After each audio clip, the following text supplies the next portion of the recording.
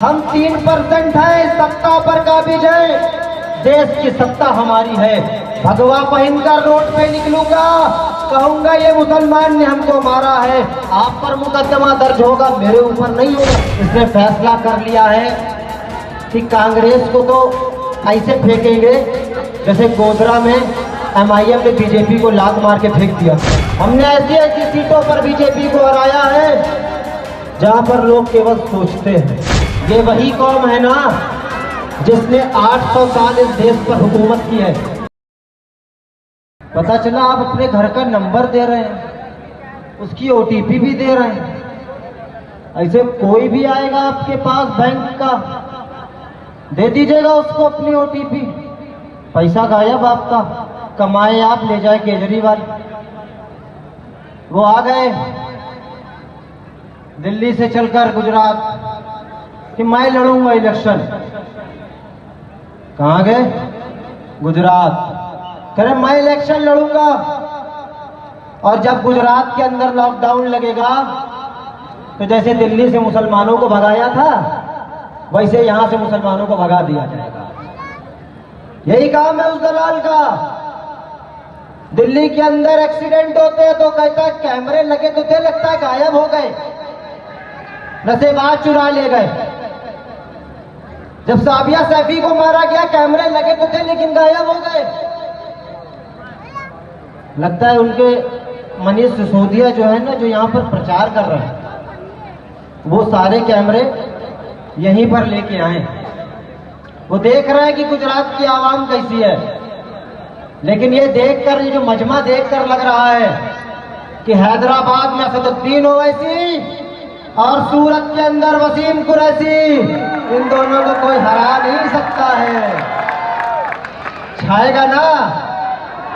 लेकिन मेरे भाई एक बात याद रखो, जिस दिन आप अंसारी समाज, मेमन समाज, ये सिया, सुन्नी, देवबंदी, बरेलवी, इन सब में बटे रहेंगे ना, आपका इस्तेमाल होता रहेगा, आपका इस्तेसाल होता रहेगा, कुछ नहीं मिलेगा।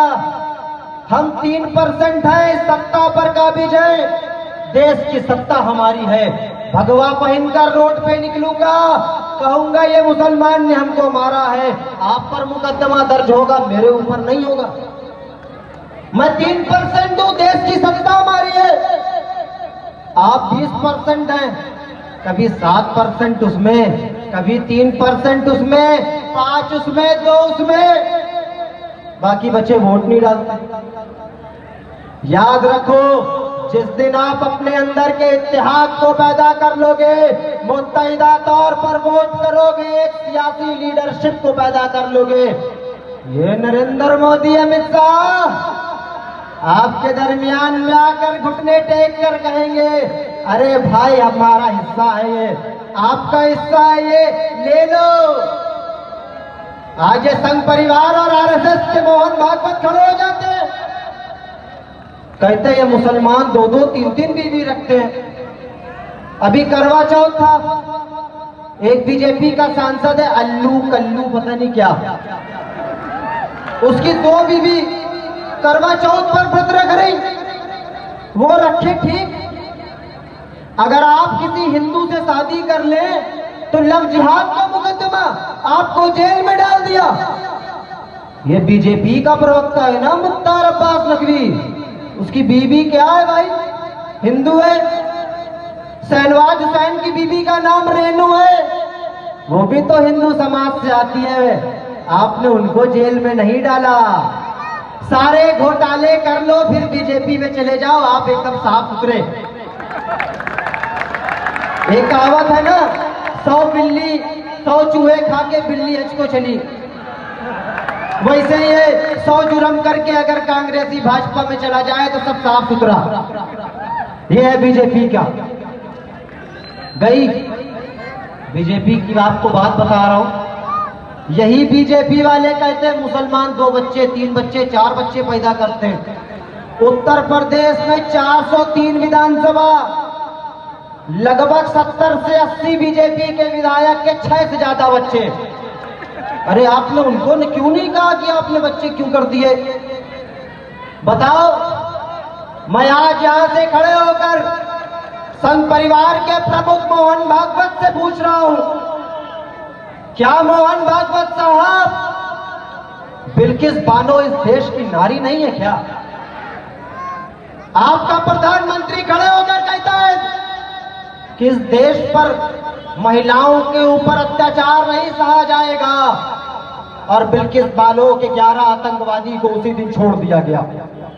वो चिल्ला चिल्ला कह रही मेरा रहना यहां पर दूभर कर दिया जाएगा साहब।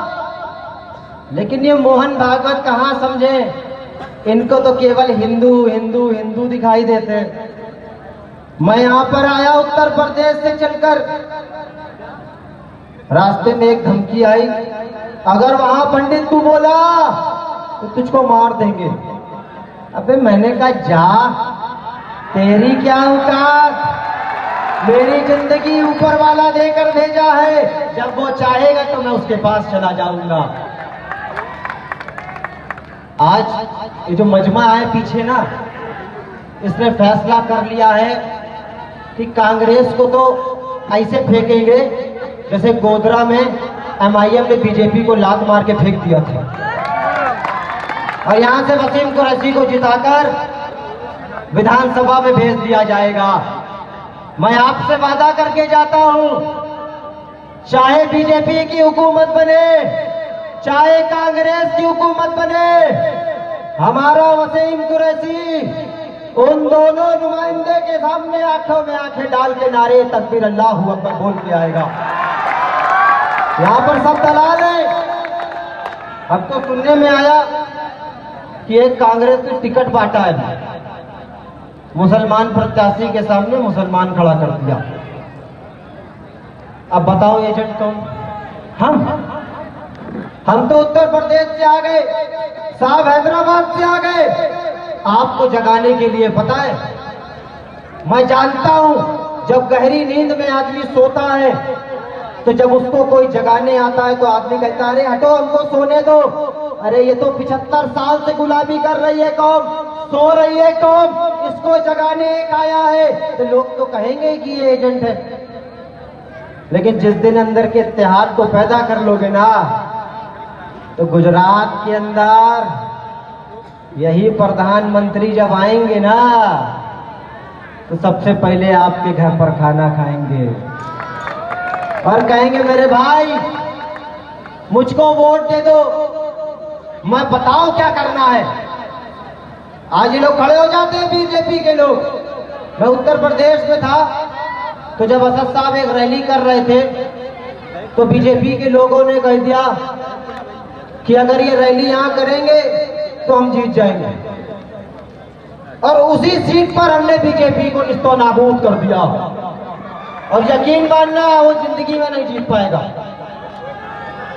हमने ऐसी ऐसी सीटों पर बीजेपी को हराया है जहां पर लोग केवल सोचते हैं, लेकिन आपके अंदर वो आज भी जज्बात हैं, बस केवल पैदा करने की देरी है। ये वही कौम है ना जिसने 800 साल इस देश पर हुकूमत की है, वही कौम है ना। तो क्या ऐसी चीज है कि आज कांग्रेस की गुलामी करनी पड़ रही है? कोई है नहीं क्या आपके पास? अब है पतंग का निशान, सुरक्षा और सम्मान। याद रखो, अब हक छीनने की बारी आ गई है। हक मांगने से न मिले तो उसको छीन लेना चाहिए, और छीनने की ताकत देने वाली का नाम मजलिस इत्तेहाद मुस्लिमीन है। मैं चंद बातें कहकर अपनी बात को समाप्त करूंगा कि मेरे भाई 1 तारीख को यहां पर इलेक्शन है। आप अपना वोट, आपका कीमती वोट, जिसकी बुनियाद पर हमारे वसीम भाई जब जीतेंगे तो आपके लिए काम कराएंगे। आज ये संघ परिवार के लोग कहते हैं कि बीजेपी, ये ओवैसी, ये जब बोलते हैं ना तो हिंदू नाराज हो जाता है। मैं अपने हिंदू भाइयों से दरख्वास्त कर रहा हूं कि आओ मजलिस इत्तेहादुल मुस्लिमीन में इज्जत दिलाने का काम मेरा है, तुमको मंच पे बैठाने का काम मेरा है। मैं नीचे उतर जाऊंगा लेकिन तुमको मंच पे बैठा लूंगा। मेरा हिंदू भाई ये कहता है कि ओवैसी केवल मुसलमानों की बात करते हैं, दिल के जज्बात जनता के बीच में रखते हैं तो लोग कहते हैं कि ये मुसलमानों की बात कर रहे हैं। 75 साल हो गए, दिल रोता है असदुद्दीन ओवैसी का। CA-NRC के समय अगर असदुद्दीन ओवैसी साहब ना होते ना तो आज आप यहीं रोड पर बैठे होते, आपकी घर की महिलाएं रोड पर बैठी होती, आपको पता ना चलता कि ये कानून किस लिए। मैं नहीं चाहता कि असदुद्दीन ओवैसी साहब को कुछ हो, मेरी जिंदगी में उनको लग जाए, लेकिन जिस दिन उनको कुछ हो जाएगा, जिस दिन वो नहीं रहेंगे, उस दिन आपकी मौत का कानून संसद के अंदर बन रहा होगा और उसको बताने वाला कोई नहीं होगा। इससे अच्छा है कि अपने एक अंदर लीडरशिप पैदा कर लो, आपके बीच के अंदर के ओवैसी निकलेगा। याद रखो, तुम आज एक ओवैसी को मारोगे, हर गुजरात के घर से ओवैसी निकलेगा, हर गुजरात के घर से ओवैसी निकलेगा। इसी के साथ अपनी बात को समाप्त करता हूं।